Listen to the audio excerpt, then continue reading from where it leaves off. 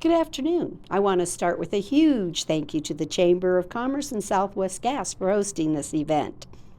Running a city is much like assembling a 1,000-piece jigsaw puzzle. At first, the pieces seem scattered, chaos everywhere. Some are face up, others face down. Some don't seem to fit together at all. The task can seem overwhelming. However, just as with a puzzle, each piece plays a vital role in bringing order to the whole picture.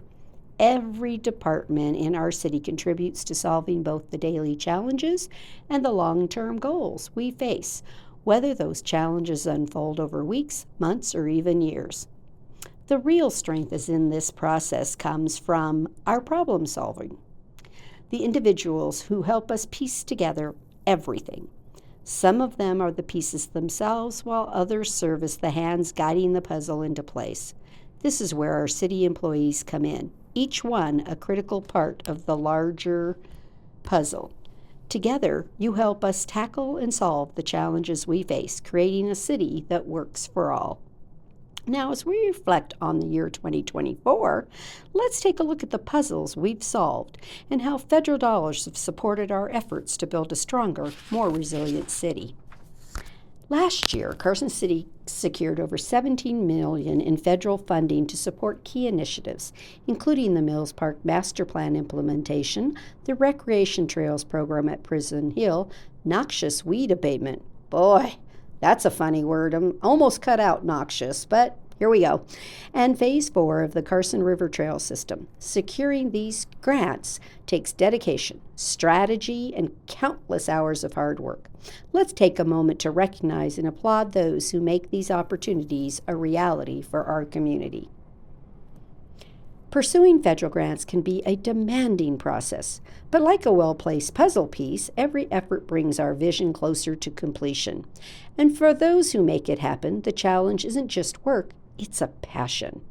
I'm not sure all of the impacts with the federal administration on grants, so we will be watching everything, but I think Carson City will be in pretty good shape. Chasing federal grants can be exhausting, but this puzzle is amazing. Why don't we go ahead and start with our Parks and Recreation Department. Director Jennifer Budge and her team had an incredibly productive year, making significant strides in enhancing recreational opportunities for Carson City residents. In 2024, they launched the new Youth Scholarship Program, co-sponsored by the Foundation for Carson City Parks and Recreation. This initiative helped 19 young community members access recreational activities, and the goal is to expand its reach even further this year. Another milestone was the release of a Spanish translation of the activity guide, ensuring broader accessibility for all residents.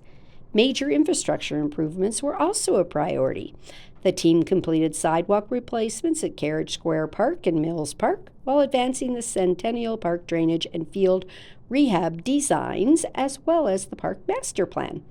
Additionally, we celebrated, which we love to do around Parks and Rec. Celebrations are good. But we had a landmark occasion, the 50th anniversary of the Bob Boldrick Theater, a testament to our commitment to arts and culture. Carson City is an outdoor community, and trail development remains a key focus. Last year, the team completed the Desert Peach Trail on Prison Hill and began construction on the Carson River Trail System, further enhancing our city's recreational assets. So where are we going this next year? We're going to finalize the Carson River Master Plan, and let me tell you, the most important thing we're probably doing is completing the water rights acquisition for Buzzy's Ranch. We have just got to do that, and we're really working hard to get that accomplished. Constructing some, pickleball courts. That is everyone's new favorite sport. So we'll construct 6 new ones and have a total of 13, and we're going to work on some new restrooms at Mills Park.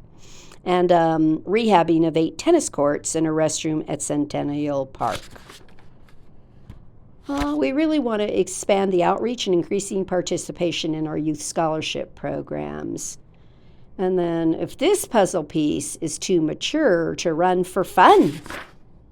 Yep, you know what I mean next. Caring for our community seniors. Under the leadership of Director Courtney Warner, the Senior Center continues to provide invaluable support to our city's older adults. our mature puzzle pieces. In 2024, their dedication was evident through, I just still can't believe this number. I had to check it twice, but 17,000 volunteer hours contributed by staff and community members. And if that wasn't enough, then it was 43,000 meals served at the senior center. And guess what? We can prove how much we care for our residents in need. We delivered over 103,000 meals through Meals on Wheels.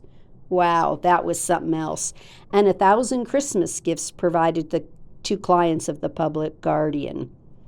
Beyond essential services, the Senior Center has fostered a true sense of place by offering new cultural programs, including monthly poetry and art exhibits and Peruvian panpipe music lessons. Boy, that sounds like fun. Sounds like something I might like to do.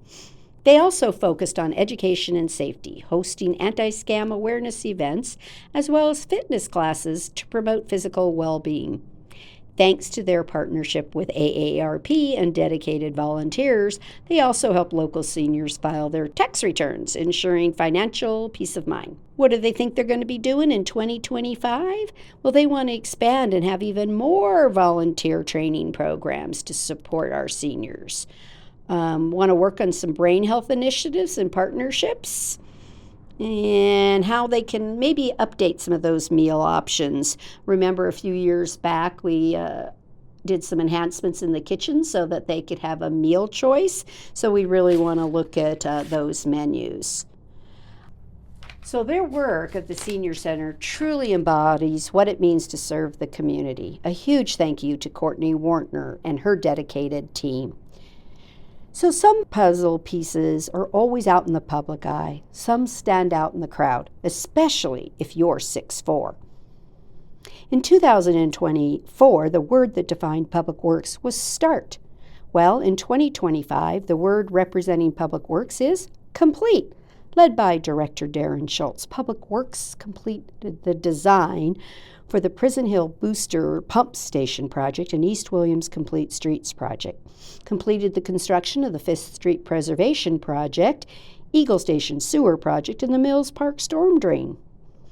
The Regional Transportation Commission, that is also underneath Darren's command, completed several projects last year. The East 5th Street reconstruction between Carson River Road and Marsh Road for pavement reconstruction, and then the Winnie Lane reconstruction project between Carson Street and Mountain Street, and which both of those really did a lot of ADA upgrades to help those in need in our community to be able to utilize our roads. What are they going to be doing ahead in 2025? Public Works is committed to enhancing infrastructure and public services through key projects like, coming up, the Appian Way Signal Project, and Fire Station 55, our Emergency Operations Center, which will be strengthening emergency response capabilities. That project really scans several of our departments.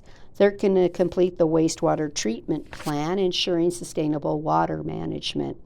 And then they're working on the construction of East William Complete Streets project. And, of course, finishing up that Quill water treatment plant. As you all know, providing clean water is one of the most valuable things we can do, because without clean water, you really don't have a lot of things. We're also going to be working on a new landfill tipping facility to offer a safer, more convenient disposal option for our public customers. This covered facility will allow residents to discard solid waste without navigating the landfill itself. I'm telling you, this is really going to help with congestion out there. I didn't realize the other day I was there how far back into the landfill system that cars are traveling, so I think this is really going to help.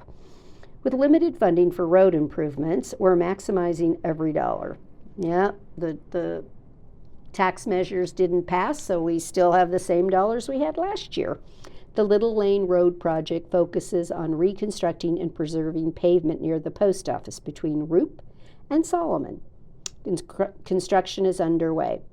Some puzzle pieces stand tall in the crowd, others move at lightning pace. I bet you all can guess who Lightning Pace is as far as our directors go. Our Community Development Department, led by Director Hope Sullivan, is working to ensure Carson City grows in a way that reflects the needs and feedback of our community. If you know Hope, you've probably seen her carrying around a 50-pound binder, her community development binder, though it is just Title 18. And yes, in 2024, Community Development presented the final Title 18 and appendix for approval by the Board of Supervisors. And I would be remiss if I did not bring up her partner in crime on that project, Dan Yu, from our Deputy DA. What a great job he did rewriting our antiquated code. So big shout out to the two of them. In 2025, the focus shifts to an even bigger initiative, the Master Plan Update, which will guide future growth and development in Carson City. So what else is on the horizon? So we have a plateau development, 270 lots, which is on Highway 50 on Draco. We have the Ash Canyon subdivision with 41 lots. That's on the east side of North Ormsby Boulevard. Capitol Crossing with 137 lots. North of East Robinson and west of I-580, and then the Altera Apartments with 5 buildings and 210 units on Stewart Street. Some puzzle pieces move at lightning pace, while others dive into conversations about tech, PCI, cloud, and Red Hat conversion, like it's just another day at the office. We're fortunate to have our IT department that is led by Director Frank Abella, but with us today is his Deputy Director, Andrew Rice. They work tirelessly behind the scenes to protect our data, devices, and infrastructure. In today's digital world, cybersecurity and technology upgrades are more critical than ever, and in 2024, the IT department made significant advancements. And I know you all know what this one is, implementing two-factor authentication, which strengthens our security for city systems and users. For me, it's just an annoyance because it takes me forever to get into a system, and those hackers go right on around it, but it's the right thing to do. They're also going to be upgrading to Windows 11 and upgrading to a hybrid backup solution, enhancing our data protection and disaster recovery capabilities. And then, as you all know, when you get that message on a website that says it isn't a compliant website, well, our IT team makes sure that we continue to achieve PCI compliance. What do you think they're going to be doing for us this next year? They're upgrading the courthouse security cameras and upgrading dispatch phone and recording systems to make sure our emergency personnel have the best tools to assist residents in their time of need. Well, if some puzzle pieces speak tech, other puzzle pieces work behind the scenes. Any guesses to what department is next? If you guessed alternative sentencing, you are correct. In 2024, under the direction of Chief Marlena Stone, alternative sentencing provided crisis intervention and professional development to staff. In many cases, with community partners that included the Nevada Division of Child and Family Service, the DA's office, courts, National Association of Drug Court Professionals, Peace Officer Standards and Training, and Community Counseling Center. These vital training moments enable our staff to learn the best practices, access resources, and be following the ever-changing laws that impact their field. This year, they are going to be implementing a new case management system that will allow better tracking of cases, speed up wait times, streamline business practices, and better communication practices with partners. They will also upgrade the lab to include an analyzer to meet the demands of the current testing trends. If this puzzle piece works behind the scenes, the next puzzle piece will blow out the candle. Bet you can't guess that department. So, Fire Chief Sean Slayman's retirement marks the end of an era, and we want to take this moment to celebrate his incredible leadership and dedication to our community. We're grateful for his service and all that he has accomplished during his tenure.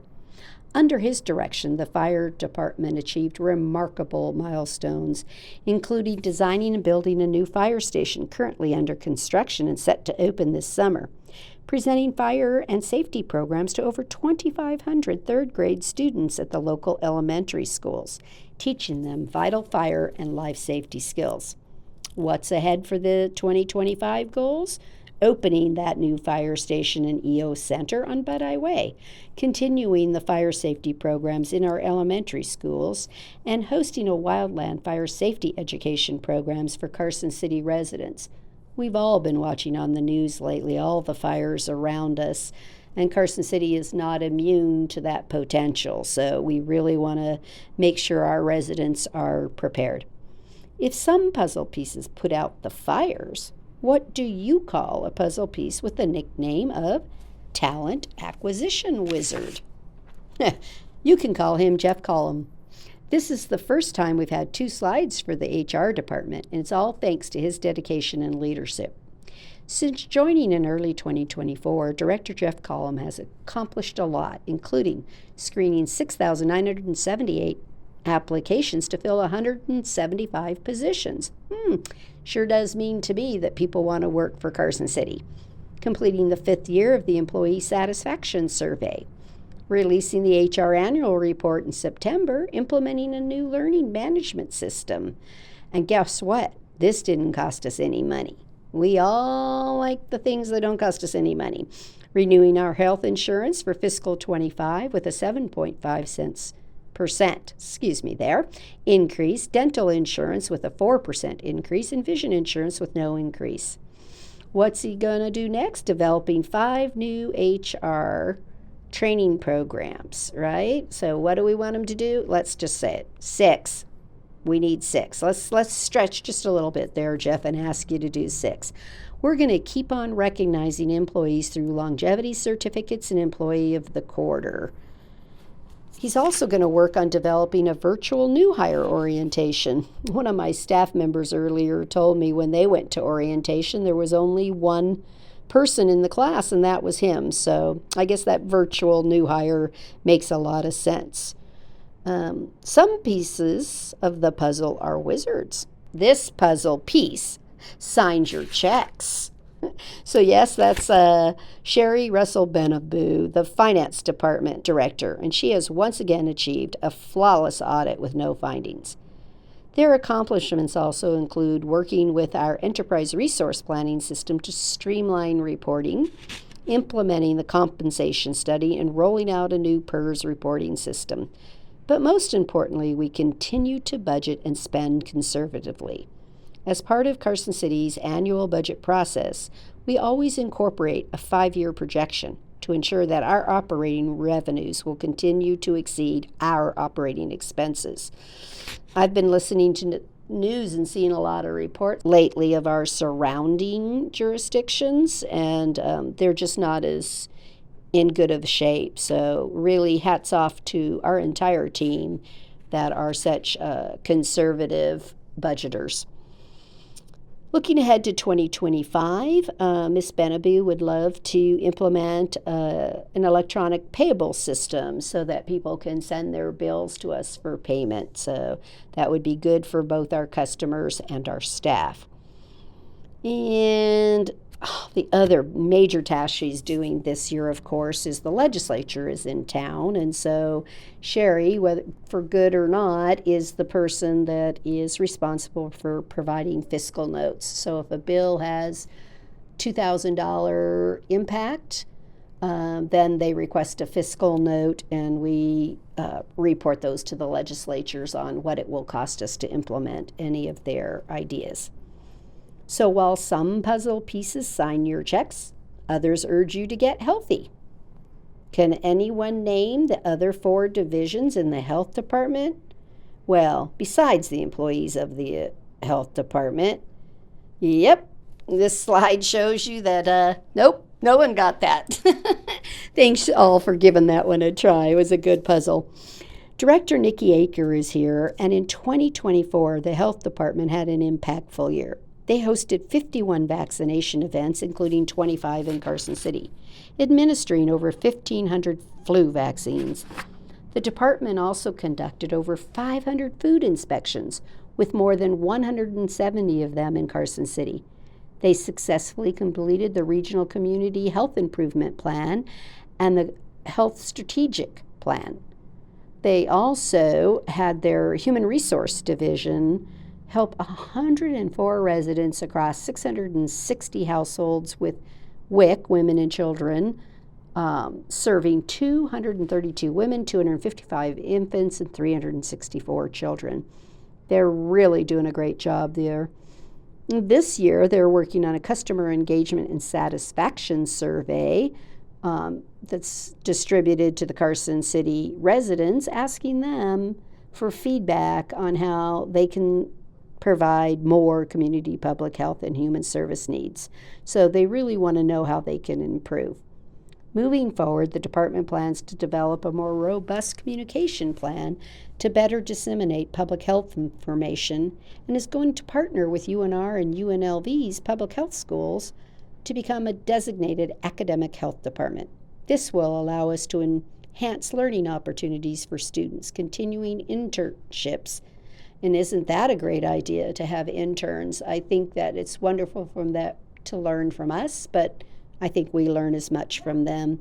And the ability to have research conducted at our departments. As Director Nikki Akers' leadership has been instrumental in shaping and guiding the department's success, and her dedication to the health and well-being of our community has been unmatched. As she retires, we celebrate her years of service and the lasting impact she has made on Carson City. Nikki's team urges you to get healthy. This office is the key chess piece of the board. Yes, our executive office has been focused on improving efficiencies in the capital improvement program and annual budgeting by addressing issues and concerns in the early project stages.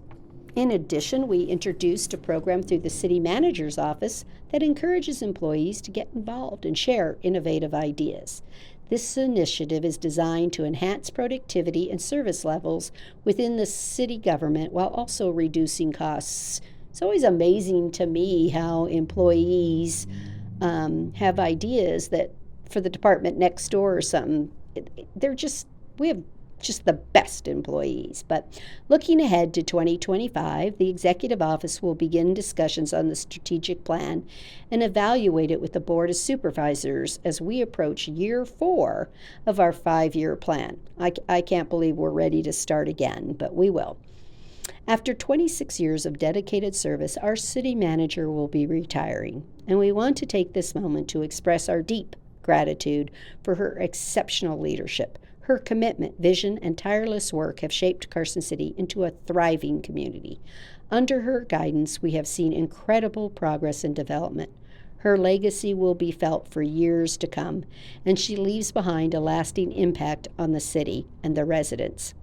We wish her all the best as she begins her new chapter, and we thank her for her remarkable service. I am a little bit mad at her that she's not sticking it out with me to the end, but I wish her nothing but the best. And just a quick shout out to the other elected officials in the executive branch. We do have a new district attorney, Garrett Pruitt, and yes, he is 6'5". It's just really kind of funny, but when I see Darren at 6'4" and Garrett at 6'5", I am reminded of a time when my husband, who's 6'2", and I would enter Senator Jacobson's office, and he would look up and say, "Here comes the long and the short of it." I'll bet y'all can't guess which one was the short of it. I just learned from Garrett and the sheriff a few days ago that we are ready to go on the new Child Advocacy Center. And I just got to tell you, that's the one we reported on a few years ago, just getting started. But a big shout out also to our local philanthropists, Jan and Dave Marson, some friends of mine, and their foundation serving our communities.